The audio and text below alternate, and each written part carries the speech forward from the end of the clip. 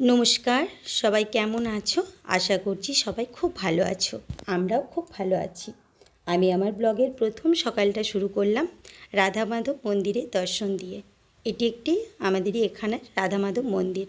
দেখো কতটা সুন্দর, আর তার পাশেই আছে দুর্গা মন্দির। ওই যে চারিদিকটা ভীষণ শান্ত পরিবেশ, ভীষণ সুন্দর পরিবেশ। আর এই দিকে আছে ফুল গাছ লাগানোর জন্য সুন্দর করে বাঁধানো। দেখো ফুলও ফুটেছে গাছে। এই সামনেরগুলো এগুলো হচ্ছে বেলি ফুলের গাছ। ভীষণ সুন্দর জায়গাটা। এখানেই আমার ছেলের স্কুল, তাই দিনে 2বার আমি আসি এখানে। তো ছেলেকে নিতে আসি, ছেলেকে দিতেও আসি। তো সকালবেলা তো তারপরই ছেলেকে দিয়ে এসে এই যে নিজের প্রতিদিনের কাজ শুরু করে দিয়েছি। যথারীতি স্নান টান সেরে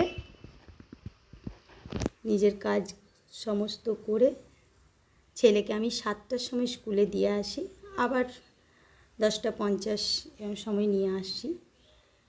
সামনেই স্কুল, কিন্তু তাও দিয়ে আসি নিয়ে আসি, রাস্তা পেরিয়ে যেতে হয়। তো ছেলে অতটা একা একা পারে না, এখন ছোট। আর আমি স্নান করে সিঁদুরটা পরে এবার ঠাকুর পুজো করে নেব। তো প্রতিদিনের আমাদের যেটুকু কাজ থাকে সেটুকু তো করতেই হয়, তাই না? তো এই দেখো আমার এইটুকুই ঠাকুরের লক্ষ্মীনারায়ণ আর বজরংবলী। আমার ছেলে ভীষণ বজরংবলীর ভক্ত, সেই জন্য বজরংবলীকেও পুজো দিই। আর আমার পুজো দেওয়া শুরু করে দিয়েছি। এই যে ফুল টুল দিয়ে নিয়ে এসেছি ফুল, পুজোটা আমি এখন দিয়ে নেব। তারপরই বাড়ির আরও সমস্ত কাজ যেগুলো থাকে সবার, সেগুলো করে নেব। তো আমার ছোট জায়গার মধ্যেই আর কি পুজোটা। এই দেখো এটা হচ্ছে কুমড়ো আর পুঁই শাক দিয়ে তরকারি। পুঁই শাকগুলো একেবারে খারাপ হয়ে যাচ্ছিলো, সেই কারণে করে দিয়েছি। এই তরকারিটা না আমার ছেলে খায় আর না আমি খাই, দুজনের মধ্যে কেউই খায় না। তো এটা খাবে ওর বাবাই একমাত্র। আমি পুঁই শাকটা খাই, বাট কুমড়োর সাথে মিক্সড করে তরকারিটা খেতে ভালোবাসি না। আর ছেলে কুমড়োর তরকারি খায়, কিন্তু পুঁই শাকটার জন্য তরকারিটাও ও খাবে না। সেই কারণে শুধুমাত্র ওর বাবার জন্য এই তরকারিটা বানানো। আমাদের জন্য মাছ আছে, আরও এটা ওটা করে নেব। তো এই আর কি, দুটোই নষ্ট হয়ে যাচ্ছিলো, সেই কারণে পুঁই শাক দিয়ে কুমড়ো দিয়ে। আর ওর বাবা ভীষণ এই তরকারিটা পছন্দও করে। সিদ্ধ হয়নি মনে হলো, ওই জন্য একটু ঢেকেও দিলাম ওটাকে। এই যে মাছও নিয়ে এসেছে আমাদের জন্য, মাছের ঝোল করব পাতলা করে। ছেলে তো ঝোল খায় না, ছেলের জন্য মাছটা ভাজায় রাখতে হয়, ও মাছের ঝোল খায় না। আর ছোট মাছই ও খেতে চায় না।